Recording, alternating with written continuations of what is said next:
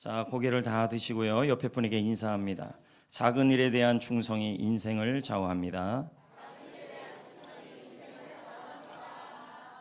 하나님은 불평 없이 살아보기를 하는 여러분들을 축복하실 겁니다. 평생 감사하시는 여러분들을 행복하게 하실 줄 믿습니다. 항화강에서 멀지 않은 한 마을에서 있었던 일입니다. 홍수를 대비하기 위해 사람들이 뚝을 쌓았습니다. 그런데 하루는 농부가 지나가다가 개미굴을 발견한 것입니다. 농부는 개미굴로 인해 뚝이 위험해질 수도 있다는 생각을 했습니다. 그래서 서둘러 마을 사람들에게 알려주려고 마음을 먹었습니다. 그런데 그의 아들이 말하기를 이렇게 탄탄한 뚝이 개미굴 때문에 몇 개의 작은 개미굴 때문에 무너지겠어요? 라고 말했습니다. 농부는 마지 못해서 아들에게 이끌려 밭으로 갔습니다. 그런데 그날 밤에 거센 비바람이 몰아쳤습니다. 강이 범람하기 시작합니다. 뚝까지 차올랐습니다. 처음에는 별일 없을 것처럼 보였습니다. 하지만 점점 개미구멍으로 물이 새어 들어왔습니다. 그러더니 구멍이 커지면서 물이 분수처럼 뿜어져 나왔습니다. 결국 뚝은 일시에 무너져 버렸습니다. 인근 마을과 논밭과 모든 곳곳이 순식간에 물바다가 돼버린 것입니다. 여기서 나온 속담이 천리뚝도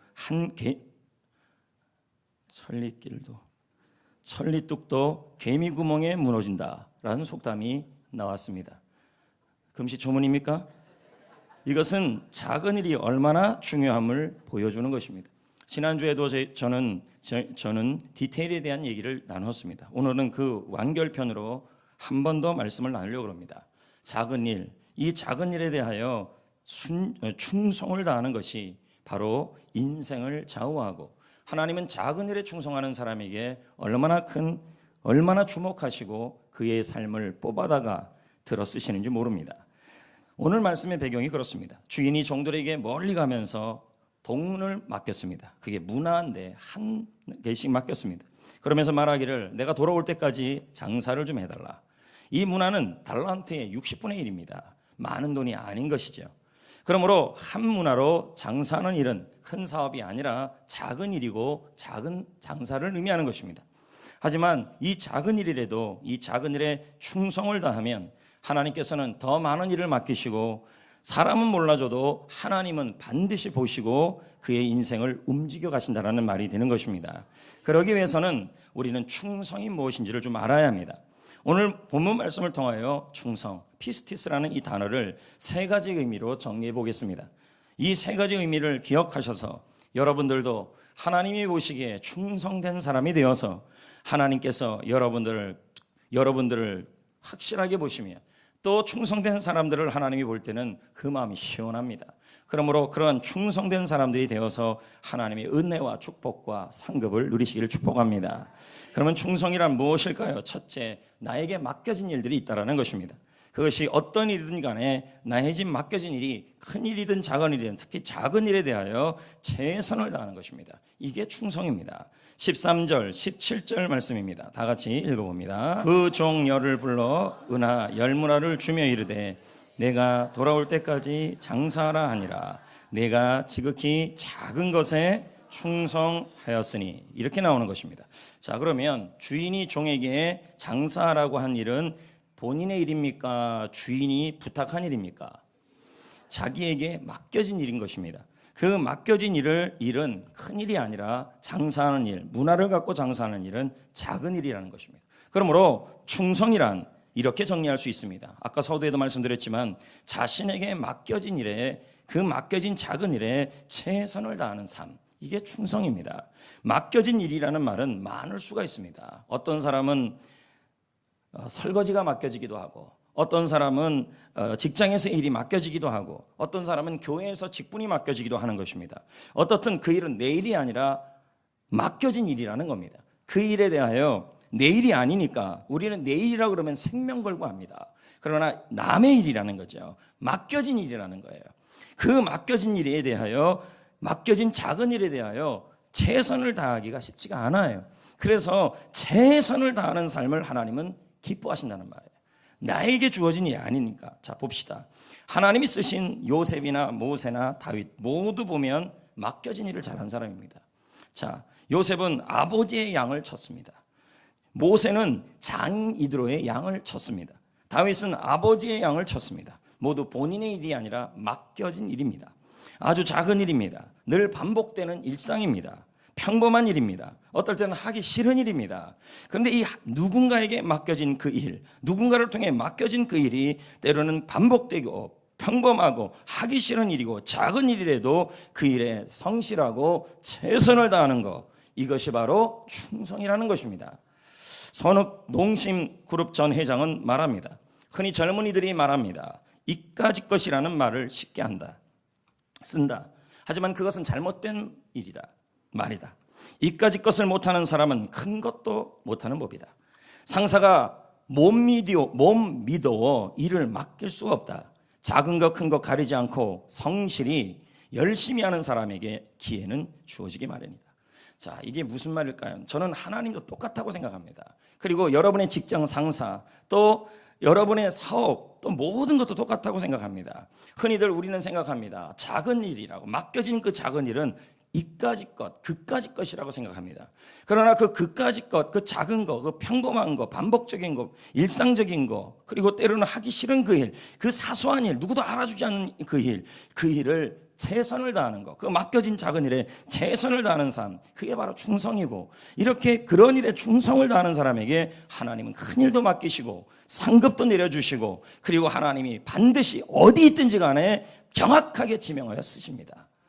그 장소가 시골이든 그 장소가 산속이든 상관이 없습니다. 어느 장소이든 간에 그 장소가 다윗처럼 푸른 초장이든 아니면 요셉처럼 감옥이든 상관이 없습니다. 어느 장소에 있든지 간에 나에게 주어진 작은 일에 충성을 다하고 최선을 다하는 사람은 하나님이 반드시 그까짓 것에 최선을 다하는 사람에게는 하나님이 반드시 정확하게 보시고, 사람은 몰라도 하나님은 정확하게 집어서 빼내서 다른 장소에서 크게 사용하십니다. 몇 해 전에 신문에 실린 내용입니다. 체험 박람회에 있었던 일입니다.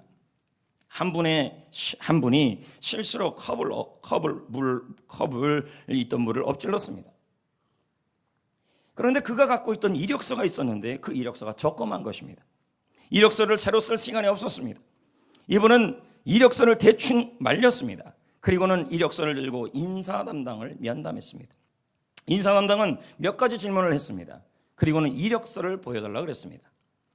그의 이력서는 물로 번져서 알아볼 수가 없었습니다.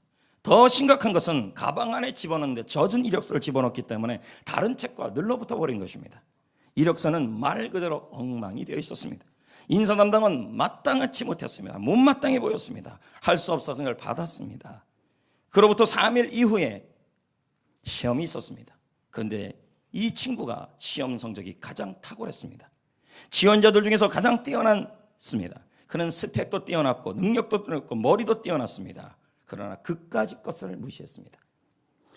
면접이 끝나고 일주일이 지나도록 회사에서 연락이 오지 않았습니다. 왜? 자신의 성적이 뛰어났던 걸 알았기 때문에 자신은 합격할 줄 알았던 것입니다. 회사에게 전화를 걸어서 이유를 물었습니다. 인사 담당이 설명을 합니다. 이렇게 말합니다. 사실 면접에서 당신의 성적은 최고 점수였습니다. 하지만 당신에게 문제는 이력서가 문제였습니다. 당신의 구겨진 이력서를 보신 사장님께서 이력서 하나도, 그 작은 거 하나도 그까짓 것이라고 대수롭지 못하게 간수한 그 모습을 본 그것을 보고 나서 어떻게 한 부서를 이런 사람에게 맡길 수 있냐 하면서 당신을 탈락시켰습니다. 여러분, 이력서 하나 때문에 그 뛰어난 실력이 쓰일 수 없었다는 거예요. 작은 일을 제대로 못하는 사람에게 큰 일이 주어지지 못해요. 여러분에게 주어진 작은 일, 우리 흔히 생각하는 이 일 정도는, 청소하는 일, 때로는 설거지하는 일, 때로는 내가 별수롭지 여기지 않은 작은 일, 아니면 내 책상을 정리하는 그 작은 모든 일 자체가 다 뭐냐면 그까짓 것이 아니라는 거죠. 그 작은 일, 맡겨진 작은 일에 최선을 다하는 사람에게 하나님은 큰 일을 맡기시고 하나님께서 사용하여 주신다는 거예요. 사장님은 몰라도, 아니면 내 주위의 사람들은 몰라도, 못 알아줘도 하나님은 아신다는 거예요. 또 이런 일도 있었습니다. 인사관리 분야의 관리를 채용하는 기업이 있었습니다. 많은 지원자들이 이상하게도 모두 들어갔다만 나오면 전부 탈락한 것입니다. 낙방한 것입니다. 한 지원자가 면접실로 들어갔습니다. 그런데 바닥에 종이가 하나가 떨어져 있었습니다. 그냥 종이도 아니고 종이 뭉치였습니다. 이 지원자는 이 뭉치를 대수롭지 않게 여기지 않았습니다. 평상시에 습관이 있었던 거예요. 그 종이 뭉치를 들어다가 휴지통에 넣습니다. 그까짓 것이었습니다. 대부분의 모든 면접을 한 사람들은 이것을 그냥 다 무시했습니다. 그런데 목소리가 들려온 것입니다. 면접관의 목소리가 들려와요. 좋아요. 그 종이를 펼쳐보세요. 지원자는 어리둥절해서 그 종이 뭉치를 펼쳐보았습니다. 그리고 쓰여 있었습니다. 우리 회사에 합격이 되었습니다.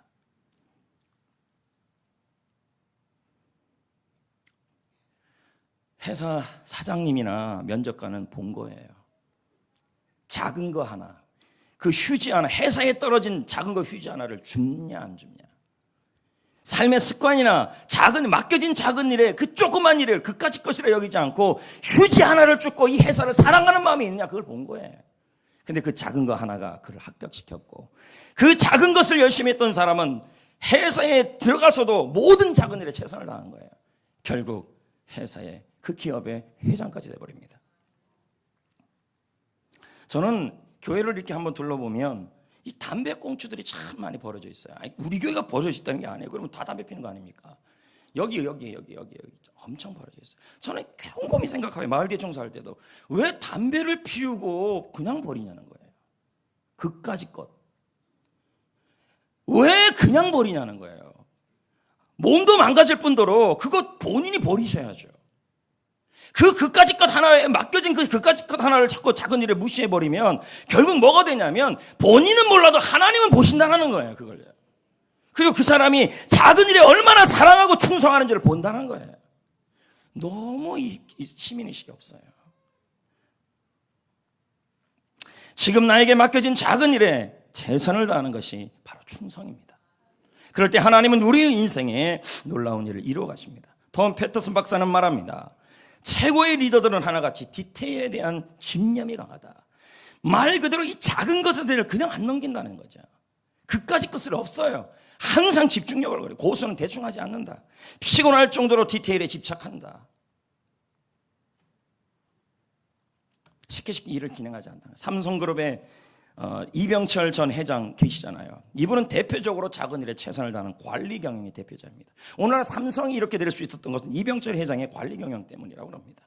그것뿐만 아니라 그의 아들 이건희 씨한테 그렇게 많이 인문을 읽게 했어요. 인문학. 공자부터 성경부터 시작해서 삼국지까지 수호지까지 모두 읽게 했습니다. 그래서 오늘날 인문학이 회사 경영의 기본이라고 지금 얘기할 중입니다. 맨날 만화책 봐가지고 회사 못합니다. 성경까지 다 얘기한 것이죠. 그러면서 이 이병철 회장은 삼성을 관리하는데 공장을 둘러볼 때마다 철저히 작은 부분에 최선을 다했어요. 디테일이에요. 3가지였습니다. 첫째가 뭐냐면 공장 앞에 있는 나무 상태예요. 둘째는 뭐냐면 회사 화장실의 청결 상태. 셋째는 기숙사 사람들의 정리 정돈.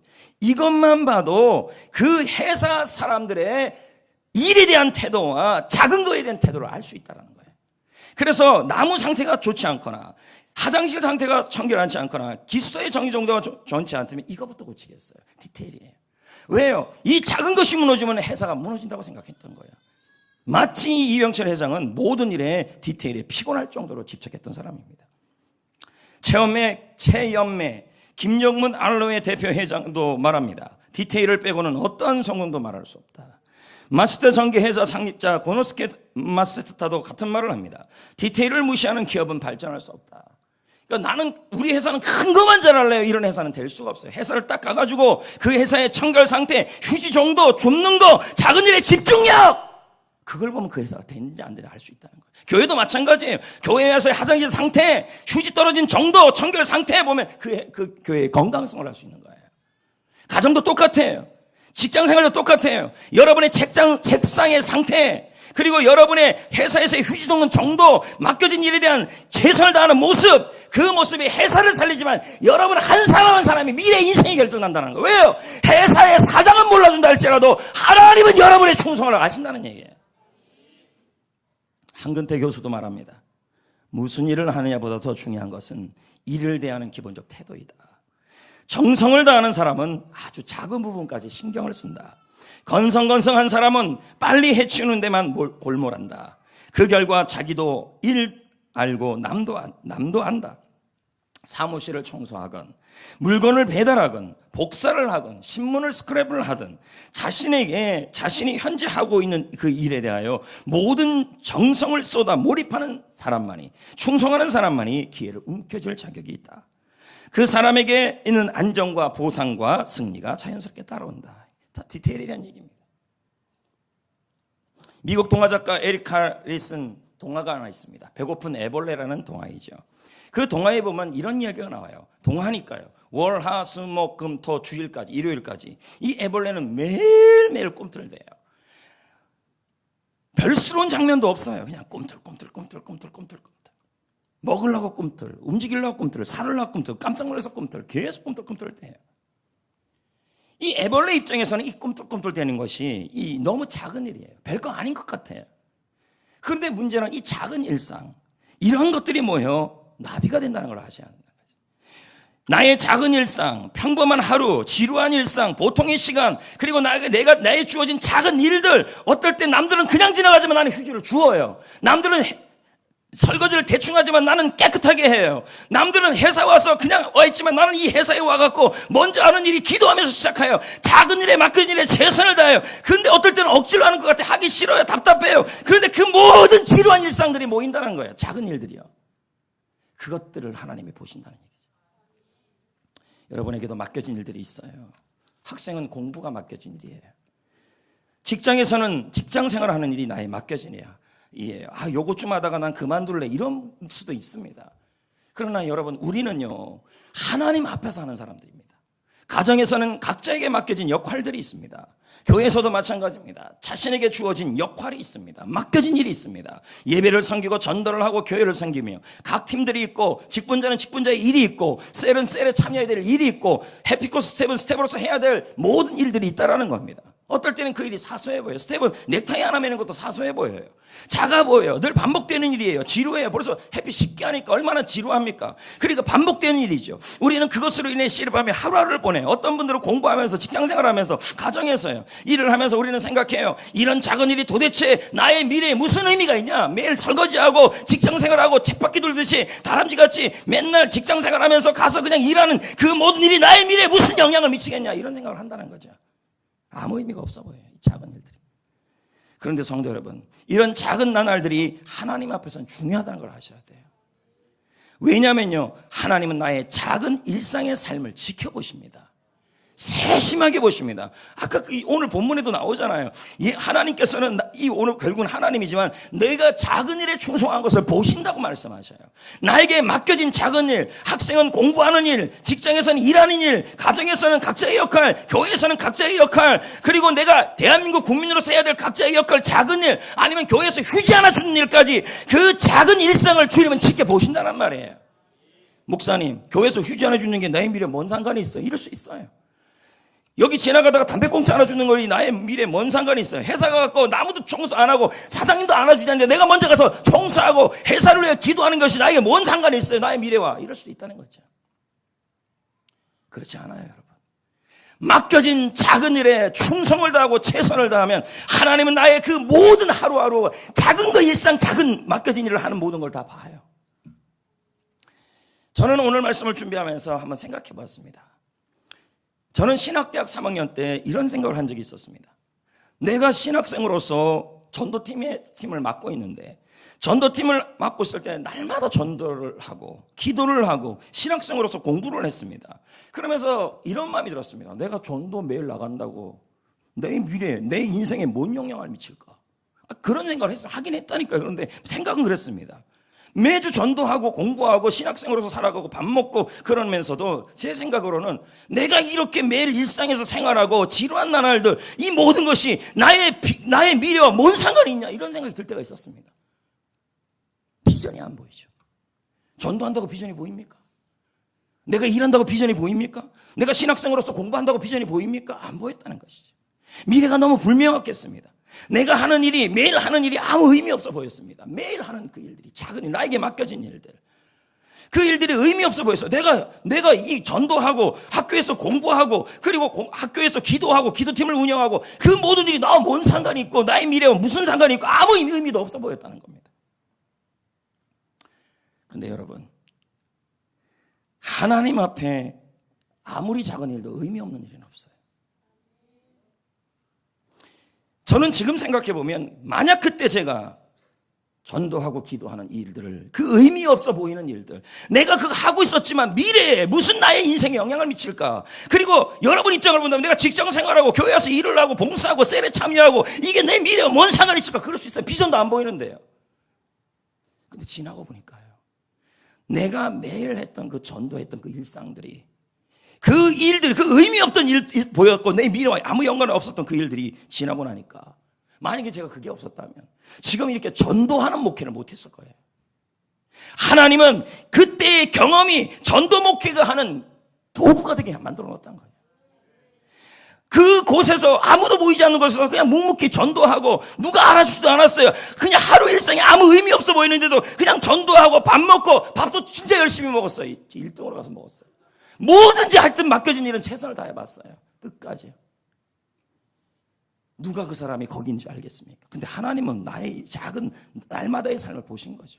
그거를 딱 핀센트를 가지고 지금보다 그때 했던 그 전도했던 그 작은 일이 지금은 전도 목회가 돼버리겠죠. 여러분, 결코 의미 없는 일은 없어요. 지금 설거지 합니까? 회사에 가서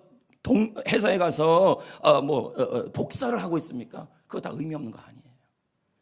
내가 왜 이런 일을 해야 합니까? 내가 이 정도 하려고요? 내가 한심해 보입니까?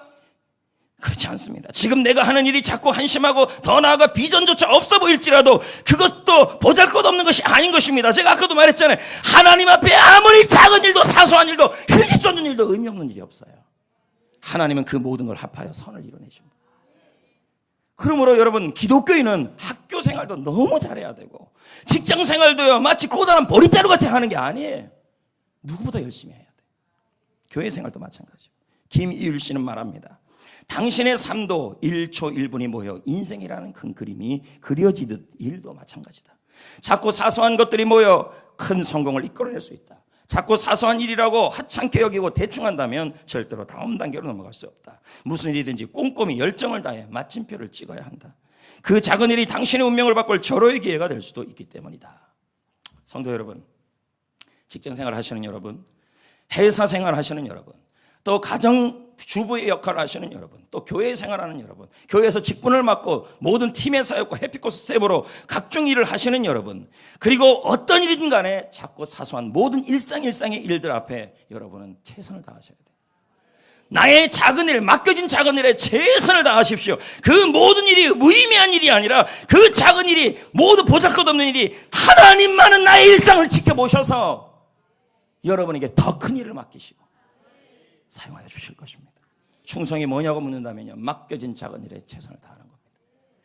두 번째는요, 충성은요 끝까지 최선을 다하는 겁니다. 끝까지입니다. 12절입니다. 읽어봅니다. 시작. 여러분, 주인은 종들에게 한 문화를 가지고 장사하라 그랬잖아요. 그럼 언제까지 장사해야 돼요? 종들은요 언제까지예요? 주인이 돌아올 때까지. 이걸 뭐라 그래요? 끝까지예요. 또 한 가지는 종들은 주인에게 약속을 했어요. 무슨 약속을 했어요? 돌아올 때까지 그렇게 장사하겠다. 그럼 충성은 뭔데요? 두 가지를 의미하는 거예요. 충성은 지속의 의미가 포함되어 있는데 이건 반짝 열심이 아니에요. 한번 뜨거워졌다가 식는 게 충성이 아니에요. 회사 들어가면 처음에는 초심, 가면 나중에 다 식어버리는 게 이게 아니에요. 충성이라는 말은요 끝까지 최선을 다하는 거예요. 회사에서도 교회에서도 어디서든 똑같다는 거예요. 그리고 또 한 가지는 충성은요 주인과의 약속을 끝까지 지키는 것이 바로 충성이에요. 여러분, 끝까지 충성한 사람이 성경에 나옵니다. 바로 엘리사입니다. 열왕기하 2장에 보면 엘리사가 등장하는데요, 엘리야가 등장하는데 그의 제자가 엘리사입니다. 자, 엘리야가 스승이고 엘리사가 제자입니다. 근데 엘리야는 주님의 품으로 가기로 결정이 됐습니다. 그러니까 곧 죽겠죠. 근데 성경에서는 엘리야가 죽은 게 아니라 불말과 불균거를 타고 천국으로 올라갔다고 나와요. 그래서 엘리사가 이렇게 부탁을 합니다. 엘리야에게 스승에게 열왕기하 2장 9절에 보면 이렇게 말합니다. 엘리사가 이르되 당신의 성령의 역사하는 역사가 갑절이나 내게 있게 해달라. 이건 뭘까요? 엘리사는 자신에게 갑절의 영감이 능력이 임하기를 원하는 거예요. 여러분 능력이 2배가 되면 훨씬 좋잖아요. 예? 그리고 엘리야의 후계자가 되게 해달라고 지금 부탁하는 겁니다. 근데 엘리사는 말 그대로 엘리야보다 2배의 능력이 나타나요. 그리고 엘리야의 후계자가 돼버립니다. 근데 여기서 한 가지 기억해야 될 게 있어요. 왜 하나님께서 엘리사에게 갑절의 능력을 줬냐는 거예요. 자, 이 자리에 사업의 갑절의 능력, 영역의 갑절의 능력, 지혜가 갑절의 능력, 그게 임해야 될 거 아니에요. 왜 하나님이 엘리사에게 그걸 줬냐는 거예요. 바로 충성이에요. 끝까지 충성이에요. 자, 성경에 보면요, 엘리사는요, 엘리야가 끝까지 엘리야 곁을 떠나지 않아요. 자, 다시요. 엘리사는 끝까지 엘리야 곁을 떠나지 않아요. 우리말로 바꾸면 끝까지 셀리더 곁을 떠나지 않는다는 얘기예요. 더 심각하게 들어가면 심각한 건 아니고요. 담임 목사님 곁을 끝까지 안 떠난다는 얘기예요. 더 깊이 들어가면요, 여러분 이 교회를 끝까지 안 떠난다는 말과 똑같은 거예요. 옆에서 작은 일에 충성을 다해요. 엘리야가 천국으로 부름받을 때까지 엘리야 옆에서 끝까지 옆에서 충성을 다해요. 엘리야는 엘리사에게 자신의 곁에서 그만 좀 떠나라 얘기를 3번이나 해요. 저는 여러분한테 이런 말 한 적이 없어요. 그만 좀 떠나라. 물론 비전이 안 맞으면 떠나야겠지만요. 그만 좀 머물라. 3번이나 얘기했어요. 근데 엘리사는 같은 말을 3번이나 반복해서 얘기해요. 못 떠난다. 자, 왕하 2장 4절입니다. 이렇게 나옵니다. 읽어봅니다. 시작. 하나님의 살아계심과 당신의 영혼이 살아있음을 두고 생명을 다하여 해요. 내가 당신을 끝까지 떠나지 않겠다는 거예요. 끝까지 옆에서 충성을 다하겠다는 거예요. 여러분, 하나님은 엘리야의 후계자로 엘리사를 선정하는 과정에서 끝까지 곁에서 함께하는지를 본 거예요. 스승 엘리야가 그만 좀 와라. 그만 좀 와라. 지겹다. 무슨 스토커냐? 이렇게 말했을지도 몰라요. 그럼에도 불구하고 엘리사는 말합니다. 내가 당신을 떠나지 않겠습니다. 스승과 끝까지 함께합니다. 그래서 어떻게 됩니까? 갑절의 능력이 임해요. 위대한 선지자로서요. 자, 보십시오. 이건 동서고금면 수많은 책을 읽어봐도 동일한 얘기입니다. 충성된 사람에게는 언제나 능력이 배로 나타나요. 크게 사용받아요. 위대하게 쓰임을 받아요. 여러분들에도 마찬가지입니다. 여러분의 회사가, 여러분의 직장이, 또 학교에서, 또 교회 생활에서 갑절의 능력이 나타나셔야 합니다. 그리고 위대하게 쓰임을 받아야 합니다. 그 위대함에 쓰이는 그 기준이 뭐냐? 바로 끝까지 충성입니다. 끝까지 옆에 있는 거예요. 성도 여러분, 여러분은 셀 리더 옆에 끝까지. 여러분은요, 담임 목사님 옆에 끝까지. 그리고 여러분은요, 여러분의 회사에서 승부를 벌여야 되고. 끝까지 충성한 사람 한 명 더 나오잖아요. 제자 훈련 때 가르치는 사람 있잖아요. 루시입니다. 시어머니 나오미는 객지에서 남편을 잃어버렸습니다. 자식들도 잃어버리고 재산도 잃어버려. 며느리 룻과 오르바에게 말합니다. 그만 고향으로 돌아가라. 떠나라. 그랬더니 룻이 뭐라 그럽니까? 룻기 1장 16, 17절에 말씀하잖아요. 이렇게 해요. 읽어볼까요? 시작.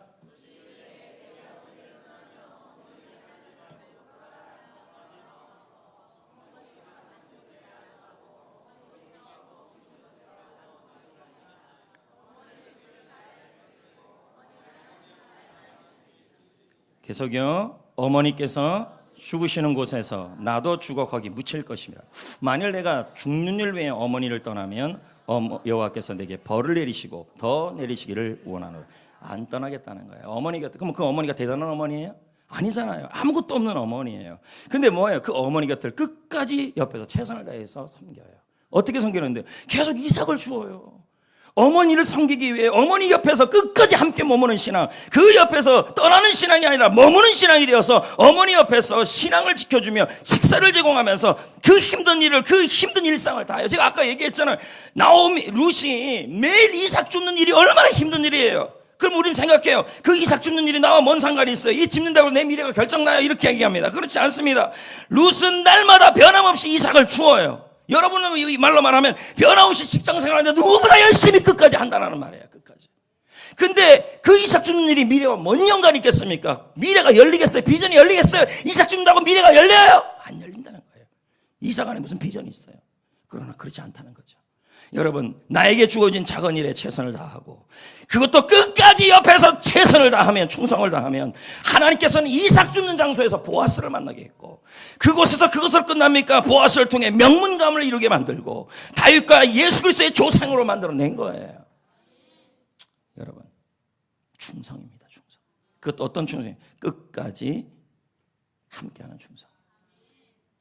오늘 여러분, 룻처럼 이삭을 줍는 분들이 있을 겁니다.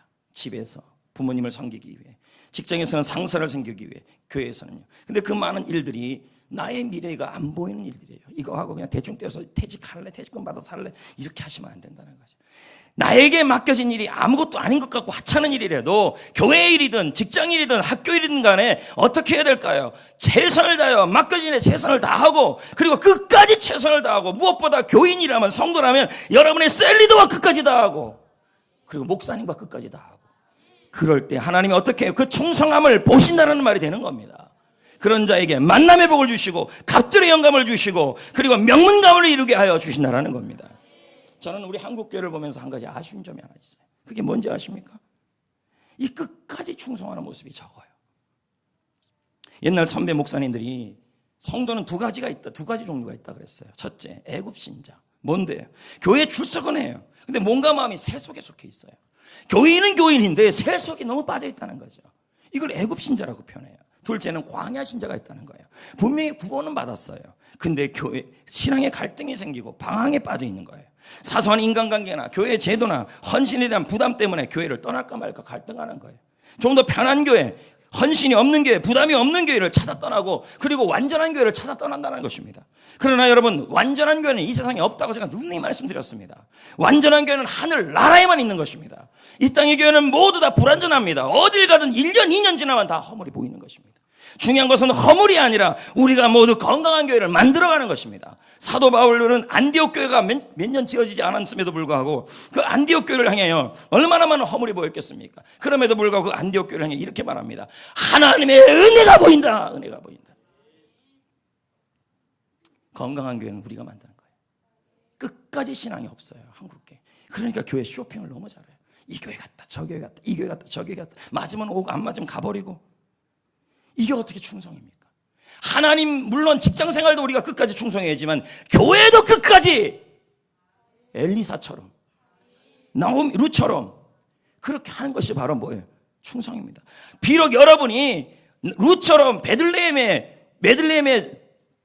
폐가 망신한 집에 있을지라도 그렇게 끝까지 충성하는 사람에게는 하나님께서 정확하게 핀센트로 뽑아가지고 하나님께서 만남의 복도 주시고, 할렐루야, 갑절의 영역도 주시고 크게 사용하신다는 거예요.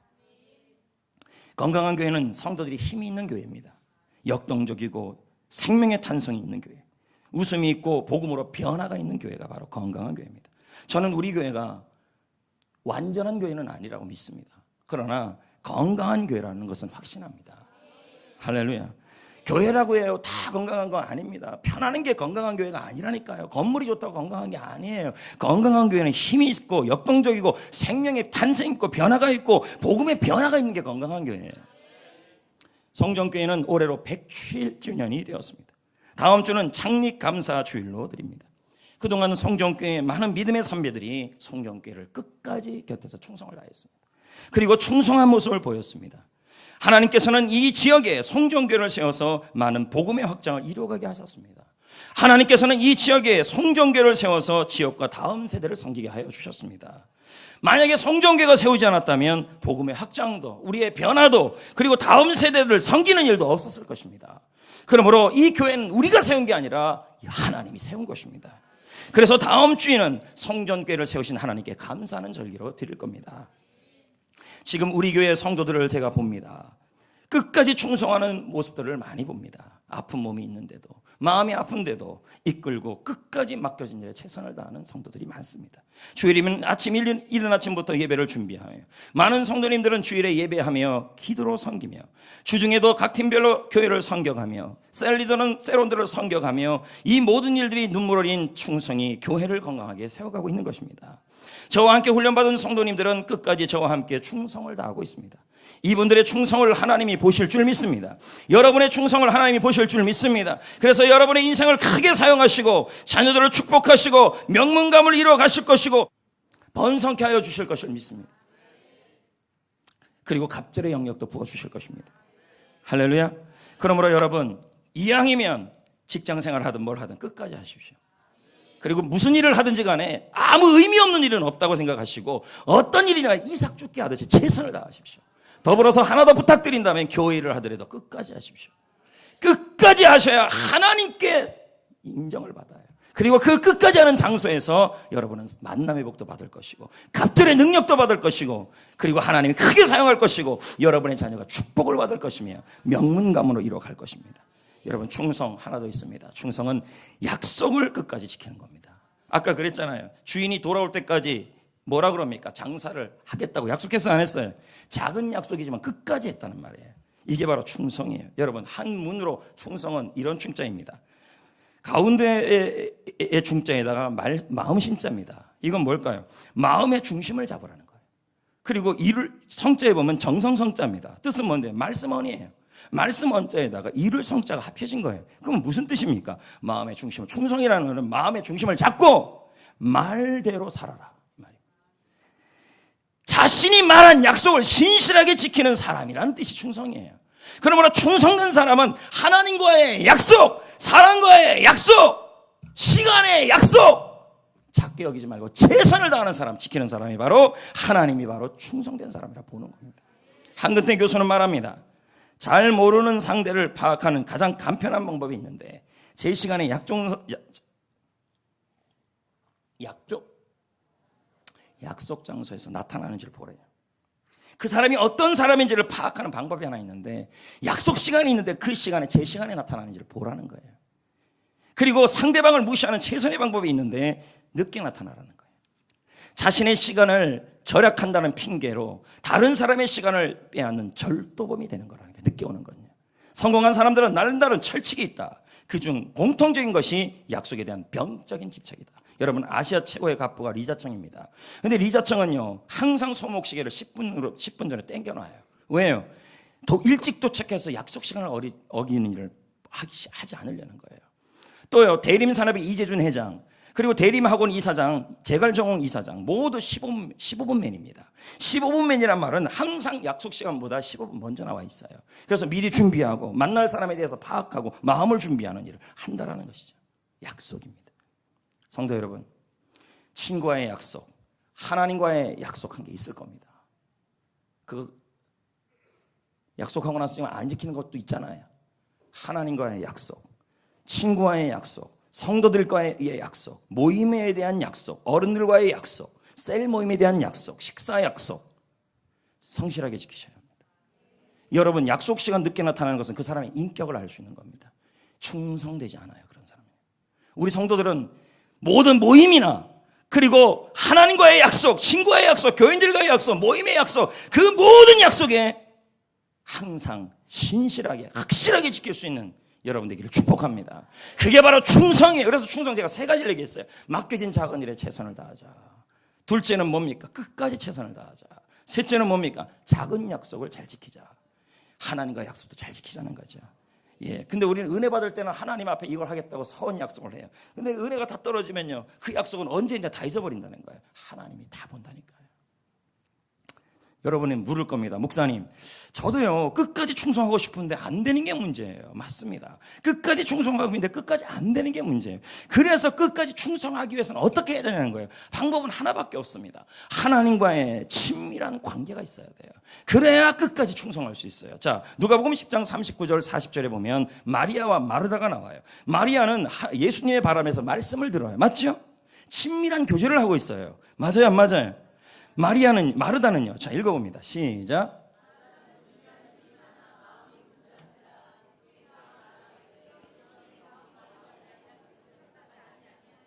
자, 마르다는 봉사하느라고 마음이 바빴어요. 이 분주하다는 말은 끌려다닌다는 말이에요.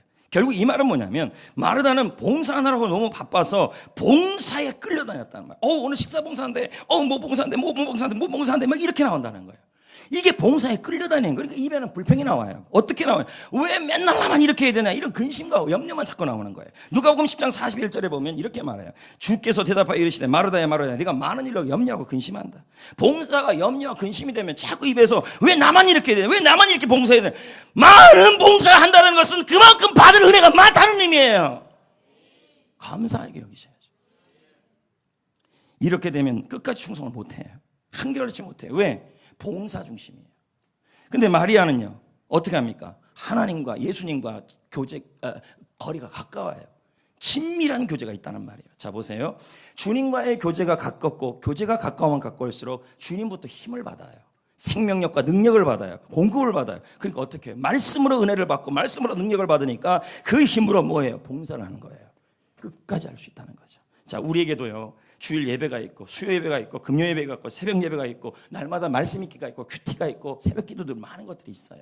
이 것들이 왜 그렇게 중요하면 하나님과의 교제예요. 관계예요. 이게 일상 같고 이 기도나 예배가 이 매주마다 드리는 기도가 일상 같지만요, 반복적인 이 예배와 기도와 말씀 보는 것이 변함없이 꾸준히 하는 게 중요합니다. 그 시간들이 하나님 앞에 여러분에게 능력이 공급되는 시간이고, 그 시간을 통하여 여러분은 봉사를 끝까지 작은 일에 충성하며 약속 시간도 지킬 수 있는 그 힘을 공급받을 수 있다는 말이에요. 예수님이 뭐라 그러지 않습니까? 이 42절에 마리아는 좋은 편을 택했다고 얘기를 해요. 여러분, 선생님이 찾아왔어요. 그리고 학교 일을 부탁해요. 일주일 하는 일이에요. 처음에는 선생님이 시켜서 해요. 근데 점점 낙심이 돼요. 왜 맨날 나만 시키냐? 왜 맨날 나면 학교 일은 내가 다 한다. 우리 교회 일은 내가 다 한다. 아우, 우리 교회 일은 내가 다 해. 우리 교회는 내가 다 해. 아우, 내가 10가지 하는 줄 알고. 지쳐요. 자꾸 그렇게만 얘기하면요. 불평이 나오는 거예요. 선생님에게 찾아가서 힘들어서 못한다고 말할 수 있어요. 회사 일도 마찬가지. 아, 우리 사장님 맨날 나만 시켜. 시킨다는 건 믿는다는 얘기예요. 기회가 없다는 얘기죠. 불평이 계속 나오는 거죠. 일이 마무리해도 행복하지 않고. 그리고 선생님께 찾아가서 힘들다고 못한다고 말을 하기도 한다는 거죠. 왜 그럴까요? 선생님하고 친하지 않아요. 그런데 사랑하는 사람이 리포트를 도와달라 그래요. 엄청나요, 양도. 자기 할 일도 많아요. 근데 가정을 하면서도 즐겁대요. 행복하대요. 힘이 난대요. 노래가 나온대요. 그대와 함께라면. 노래, 라면이 막 나와요. 신라면 끓여 먹자 막 나와요. 시간 가는 줄도 몰라요. 너무너무 행복해요. 왜 그럴까요? 두 사람의 교제가 깊기 때문에. 교제가 깊으면요, 무슨 일인지 하든지 끝까지 할 수 있고 즐겁게 할 수 있다는 말이에요. 신앙생활, 교회생활, 인생생활도 똑같아요. 하나님과의 친밀한 교제가 필요해요. 여러분, 오늘 해피코스 토크 예수에 대한 얘기하면서 제가 예수는 역사다 부분 합니다. 예수님은 하나님의 아들이라는 확실한 증거가 나와요. 여태까지 그런 토크 처음 할 겁니다. 오늘은요. 하나님 살아있다니까요. 정신 바짝 차리세요. 부활이 역사라는 얘기가 지금 전 세계적으로 증명이 되고 있어요. 신앙생활 대충 하지 마세요. 하나님 살아있습니다. 그 하나님이 여러분과 친밀한 교제를 얻기를 원해요.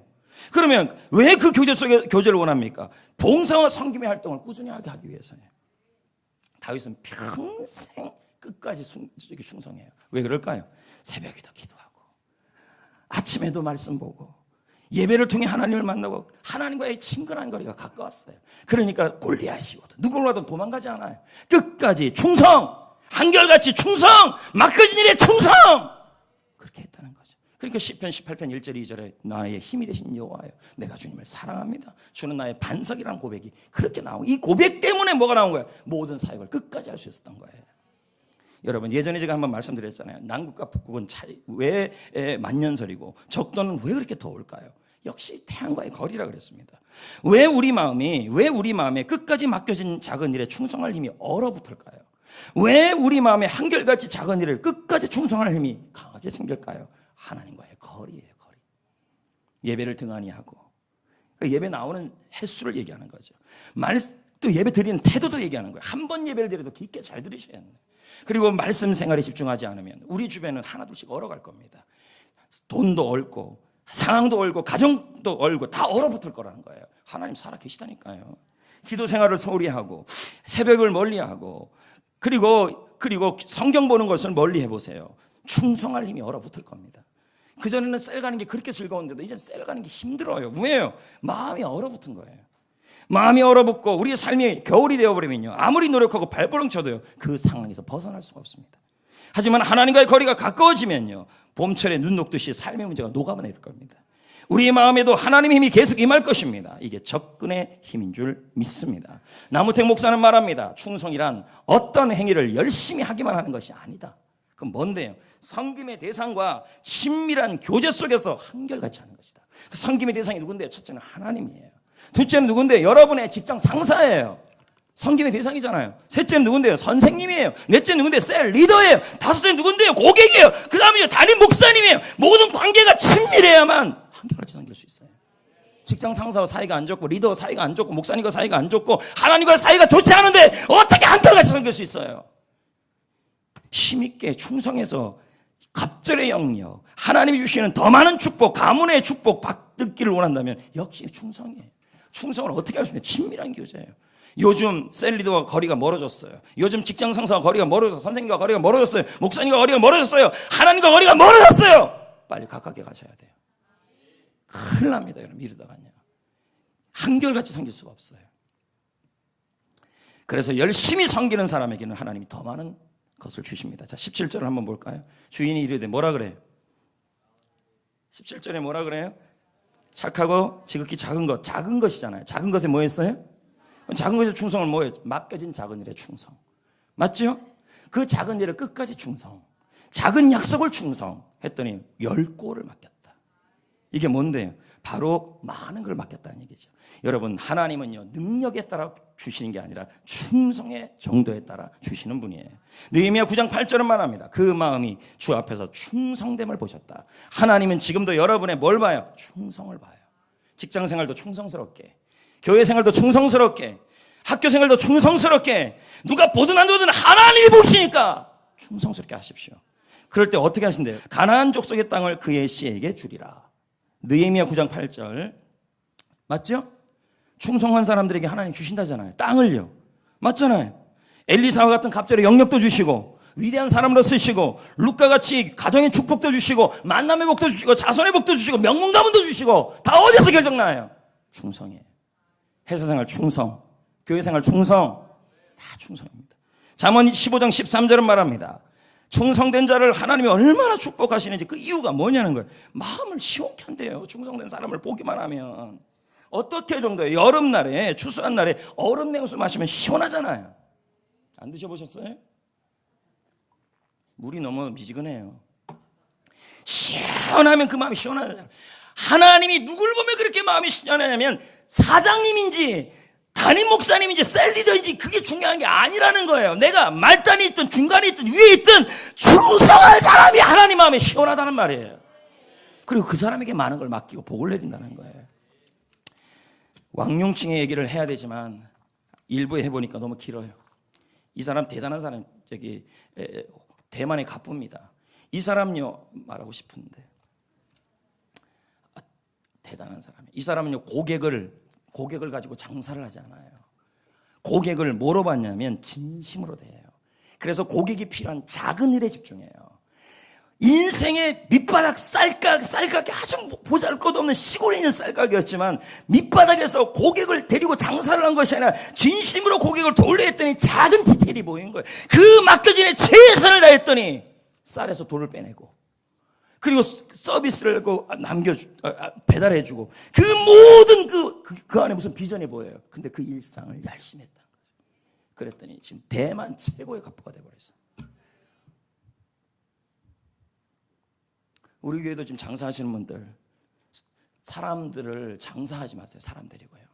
사람을 데리고 장사하는 게 아니라 사람을 정성을 다해 대하세요. 그러면 하나님도 감동하시고 그 사람도 감동하는 거예요. 또 우리 교회도 마찬가지입니다. 이 왕룡층에 있었던 이 쌀가게가 시골이에요. 사람도 안 오는 거예요. 그럼 우리 교회는요? 우리 교회도 시골이에요. 뭐 이 먼 데까지 누가 오겠습니까? 그러나 우리가 여기서요 맡겨진 작은 일에 최선을 다하고 끝까지 최선을 다하면 하나님은 보신다니까요. 이 교회를. 예. 이제 말씀을 맺겠습니다. 우리가 재능이 부족해도 지능이 부족해도 실력이 부족해도 하나님은 충성을 다하는 사람에게 승리하는 인생으로 만들어 주실 것입니다. 여러분 갑절의 능력이 필요하잖아요. 맞잖아요. 사업할 때도 능력 필요하죠. 맞잖아요. 공부하는데도요. 교회 일도요. 갑절의 능력이 필요한 거예요. 누구한테 주시는데요? 충성하는 사람이에요. 끝까지 충성하는 사람, 맡겨진 작은 일에도 사소한 일이라고 안 보는 사람, 디테일에 집중하는 사람. 그래서 우리도요, 해피 일을 하든 무슨 일을 하든 교회 일을 하든요, 모든 작은 일을 무시하시면 안 돼요. 이거 하나 매는 것부터 시작해서 다 해요.